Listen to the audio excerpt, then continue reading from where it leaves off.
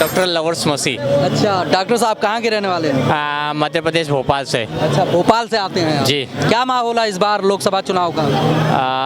देखिए, लोकसभा का यदि माहौल देखा जाए तो जितने भी न्यूज़ है और जो बीजेपी का नारा है अब की बार 400 पार, पर मेरा मध्य प्रदेश या भारत सरकार का जो चुनाव आयोग है उनसे एक जो सब विपक्षी पार्टी एक मांग उठा रही जो पहले समय होता था कि बैलेट पेपर से यदि चुनाव होता है तो जो स्पष्टता है जनता के बीच में वो आएगी। अभी जो माहौल है वो तो बीजेपी का दिख रहा है। डॉक्टर साहब, आपने कहा आप डॉक्टर हैं, सिस्टम इतना अपडेट हो चुका है जी। कहाँ से कहाँ लोग पहुँच गए, डिजिटल हो गया। हाँ। पुरानी चीजें बदल चुकी हैं, कीबोर्ड मोबाइल से आज एंड्रॉइड सेट आप चलाते हैं। हाँ। फिर भी आपको लगता है कि बैलेट पेपर से इलेक्शन होना चाहिए, जबकि इलेक्शन कमीशन जो है बार बार कहता है कि निष्पक्ष चुनाव करते हैं, जहाँ पर विपक्ष का सरकार बनाता है वहाँ एक्सेप्ट कर लेते हैं और जहाँ सरकार नहीं बनती वहाँ ईवीएम पर उंगली उठा देते हैं। किस हद तक सही है ये? देखिए, मैं आपको 2-3 फैक्टर इस विषय में रखना चाहूँगा।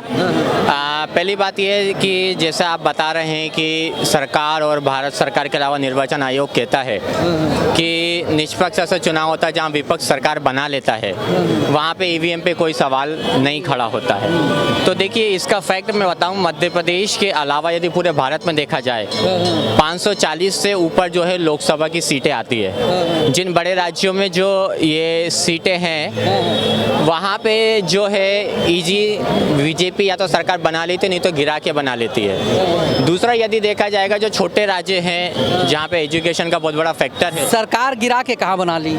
देखिए मध्य प्रदेश में जो पहले हुआ था वो आप सभी जानते हैं क्या हालात थे। जिसके पास बहुमत रहेगा सरकार वही बनाएगा ना। हम बार बार आपको बता रहे हैं बहुमत तो कि भाई बगैर बहुमत नहीं गिरा था। बहुमत तो दोनों सरकार को नहीं मिला था। अगर बहुमत के जब तक परसेंटेज जो था वो बीजेपी के पास नहीं था। विधानसभा में बहुमत नहीं होगा तो ऐसे मुख्यमंत्री कैसे बन जाएंगे?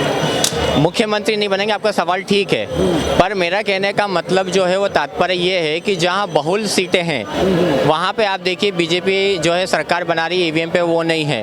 और आपके बाद जितना श्योरिटी से बीजेपी के लोग और बीजेपी पार्टी कह रही है कि भैया 400 पार होगा, एक कॉन्फिडेंस है, पर मैं आज से बीजेपी क्या पूरा देश कह रहा है, लोग कह रहे हैं, हम 90% लोगों में जाते हैं तो यही कहते हैं। प्रदेश में नहीं, देखिए क्या होता है मध्य प्रदेश में आप कह रहे हो कि नहीं, अभी जो है मध्य प्रदेश में राज सरकार बना है। देखिए, आप ही के एग्जिट पोल कुछ और जानकारियों को दे रहे थे। जब जो काउंट हुआ, जो बहुमत मिला, काउंटिंग के पहले की बात मैं बता रहा हूँ आपको। पोल तो सबका एक अनुमान होता है, अनुमान आप भी लगा सकते हैं। अनुमान था वो ठीक है, मैं वो नहीं बोल रहा आपको, पर जो बताया गया था पर आया जो है वो विपरीत आया, वो मैं भी जान रहा हूँ। मैं वहाँ का निवासी इसलिए मैं उस बात को नहीं कह रहा, जो आया वो जनता के सामने है।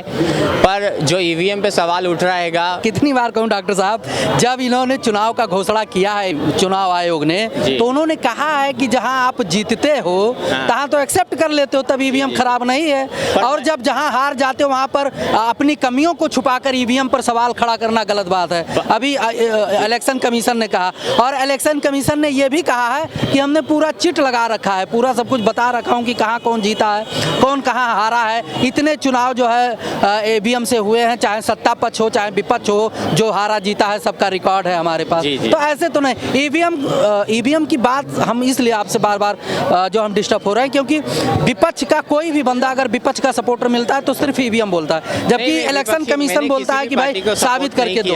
ना मैंने किसी पार्टी के फेवर में बोला है। जो इलेक्शन कमीशन बार बार कह रहा है कि ईवीएम पर उंगली उठाना गलत इसलिए है कि अगर आप तमाम, जैसे कर्नाटका में जीत गए उसकी बात आपने नहीं किया, हिमाचल में जीते उसकी बात आप नहीं किया, ममता बनर्जी मुख्यमंत्री हैं पश्चिम बंगाल से, ईवीएम से हुआ उसकी बात नहीं किए। बिहार में भाई वहाँ पर अब जाकर बीजेपी में शामिल हुए नीतीश कुमार, उससे पहले जो है सब ईवीएम से ही पूरा काम हुआ। दिल्ली के मुख्यमंत्री हैं ईवीएम से ही हैं, तेलंगाना के ईवीएम से ही हैं, जहाँ जहाँ सरकारें हैं विपक्ष की सब ईवीएम से हैं, तब फिर क्यों उंगली उठाया जाता है बार बार? वहाँ का जो लोकसभा की सीटें कितनी आपको मालूम है? देखिए, बहुल जो सीटें हैं ज़्यादातर यूपी, मध्य प्रदेश, राजस्थान, जो नॉर्थ इंडिया बेल्ट है, इसमें सीटों का परसेंटेज बहुत ज़्यादा है लोकसभा का अन्य राज्यों की अपेक्षा, है ना। आपने बंगाल की बात करी तो बंगाल में देखिए जो जो बीजेपी या जो भी सत्तारूढ़ पार्टी है, हम उसकी बात यदि ना करें, फिर भी अगर लोकसभा की सीटों को देखें तो ऐसा नहीं कि वहाँ पे बीजेपी बहाना नहीं हो आई गया है। डॉक्टर साहब, बहाना हो गया। नहीं, मान लिया आप नहीं है। उत्तर प्रदेश में बीजेपी की सरकार है, अरे भाई हम बताया तो एक तरफ से महागठबंधन के ही सदस्य हैं ये लोग, चाहे बिहार हो गया, चाहे पश्चिम बंगाल हो गया, चाहे कर्नाटका हो गया, चाहे तेलंगाना हो गया, हिमाचल हो गया, राजस्थान में अभी सरकार बना, मध्य प्रदेश में तो चलो सरकार था ही, छत्तीसगढ़ में कांग्रेस का ही सरकार था, सब ईवीएम से था। ईवीएम से ना हुआ होता फिर आप तर्क देते तो इस बात पर हम नहीं, तो अभी आप करवाइए ना, हम वही तो बात आपके सामने गलत बात है। अब ये गलत बात है देश जब इससे पीछे नहीं जा रहा है। माहौल और नहीं, देखिए मेरी बात सुनिए, आज से अगर हम 10 साल या 15 साल पीछे थोड़ा सा जाएं तो जो सिनारियो अभी करंट पोजीशन जो पार्टियों की है, वहाँ पे आप देखेंगे, आपने कभी नहीं सुना होगा कि हमारे चुने हुए विधायक या व्यक्ति विशेष लोग किसी भी तरीके से जो है वो अपनी पार्टी को छोड़ के दूसरे में गए, है ना। इसका पहले का यदि आप उठा के देखेंगे तो आपको नहीं मिलेगा। दूसरा, जो निष्पक्षता है आज कहीं ना कहीं, यदि जो छोड़ के जाते हैं, जो छोड़ के जाते हैं वो स्वयं तो भी कह रहे हैं ना भाई कि कांग्रेस का कोई जो है भविष्य नहीं है, वो जो छोड़ के जाते हैं वही कह रहे हैं। मैं कांग्रेस की बात नहीं कर रहा। विपक्ष में कांग्रेस ही है ना, कौन है फिर विपक्ष में? सबसे बड़ी पार्टी कौन है विपक्ष में? सबसे बड़ी पार्टी कांग्रेस है, पर मैं ये कह रहा हूँ विपक्ष का सबसे बड़ी पार्टी कांग्रेस है, तो भाई सवाल पर लोकसभा में आरोप किसके ऊपर में तो नहीं है ना। तो लोकसभा में मेजोरिटी के आने के लिए मतदान हो रहा है, बहुमत चाहिए उसके लिए, मेजोरिटी में क्यों नहीं आएगा? अगर नेता होगा, नेतृत्व होगा, मुद्दा होगा तो ऑटोमेटिक आएगा। मुद्दा है ना देश क्या मुद्दा? देखिए बेरोजगार कितने सारे हैं, है ना। आज कितने हजारों लाखों लोग देश में जो आप देखेंगे ग्रेजुएट्स हो रहे हैं कई बड़े बड़े संस्थाओं से, जॉब का परसेंटेज देख लीजिए आप। जॉब किसे मानते हैं आप, बेरोजगारी या रोजगार किसे मानते हैं आप? रोजगार का अर्थ ये है कि एक व्यक्ति यदि कल अपना ग्रेजुएट करके निकल रहा है, उसके हाथ में यदि डिग्री है, तो एटलीस्ट जो उसके माता पिता ने दर्शन उसके लिए रखा है, जो सपने देखे हैं और जो जॉब उसको मिलना चाहिए। मैं ये नहीं कहता कि सबको 2-2 करोड़ 1-1 लाख 10-10 लाख का पैकेजेस मिलना चाहिए, पर ये कि अगर वो डिग्री में उसने 10 लाख रुपए इन्वेस्ट किया है 3 साल 5 साल में रह के, एटलीस्ट 10,000 15,000 की जॉब तो कुछ उसके पास में होना चाहिए हाथ में। आज वो नहीं है, कि नहीं। सरकार तो कह रही है कि जो जिसके पास स्किल है, सुनिए, सरकार कह रही है कि हमारे पास स्किल इंडिया के तहत काम है, जिसके पास स्किल है वो स्वयं आए, हमसे मिले, उसके लिए लोन मुहैया कराया जाए। एमएसएमई के तहत लोन मुहैया कराया जा रहा है काम करने के लिए, और जो है मेकिंग इंडिया के तहत जो है तमाम काम हो रहा है। स्टार्टअप के तहत जिसके पास स्किल है, जिसके पास काम करने का तरीका है, जो सक्षम है, जो कंपटीशन में आगे हैं, वो कर रहे हैं। इसका मतलब आप ये कह रहे हैं कि जो लोग पढ़ के निकल रहे हैं उनमें स्किल्स नहीं है? वो ये नहीं कह रहा है कि जिनके पास स्किल है और कंपटीशन को फील करता है वो कर रहा है। कह रहा है नौकरी करने से अच्छा है मालिक बनो। मालिक बनने में मना नहीं कर रहा, अच्छा है वो आत्मनिर्भर और सक्षम बन रहा है, पर बाकी का क्या? एक योजना तो आप ही ने बता दी, आत्मनिर्भर भारत की बात कर रहा है भारत सरकार, क्या गलत है इसमें? नहीं, आत्मनिर्भर बनने पे हम मना नहीं कर रहे। देखिए आज आप डिग्री लेकर आए, बढ़िया से पढ़ लिख कर आए, आप सक्षम हैं, कोई बढ़िया बिजनेस आप अपने माइंड के हिसाब से कर लेते हैं, कल को 4 लोगों को नौकरी देते हैं, तो इसमें क्या गलत है? उसमें कोई गलत नहीं है, उसमें उनकी खुद की उन्नति है, उसके साथ हजार और परिवारों की उन्नति हो रही है, वो गलत नहीं बोल रहे। पर जो आंकड़ा है वो फैक्ट में जो है वो तो बहुत अलग है ना।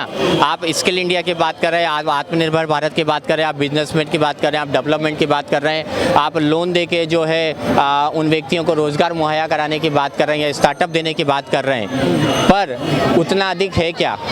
यदि आप बोलेंगे कि तो है डॉक्टर साहब, ऐसा नहीं मानेंगे। डॉक्टरों है व्यवस्था, आपका विश्वास नहीं, इस बात को बोल रहा हूँ। जिस माइक पे आप बात कर रहे हैं, ये एमएसएमई के तहत 7 लड़कों को अपने यहाँ काम पर रखा हुआ है जी, मानेंगे इस बात को? रखा होगा। और अगर हमारा एजुकेशन देखोगे तो पता नहीं हम कहाँ होंगे एजुकेशन के मामले में। जी। लेकिन रही बात काम करने की या स्टार्टअप की, या जो व्यवस्थाएं अपडेट हुआ है, हम भी देखे, जो सिस्टम डिजिटल हुआ, सब कुछ हुआ, भाई हमारे पास 7-8 यूट्यूब चैनल चलते हैं जी। क्या गलत है इसमें? नहीं, उसमें कोई गलत नहीं, टेक्नोलॉजी और अब हम सरकार को लेकर बैठकर देखते कि मुझे सरकारी नौकरी मिल जाती, या हमारे घर जो है आते जो है वो लोग सरकारी विभाग वाले कि भैया लो जॉब ले लो, या बिजनेस कर लो, या नौकरी कर लो, उसको हम माने? नहीं, आपका जो कहना है वो पॉइंट व्यू अच्छा है।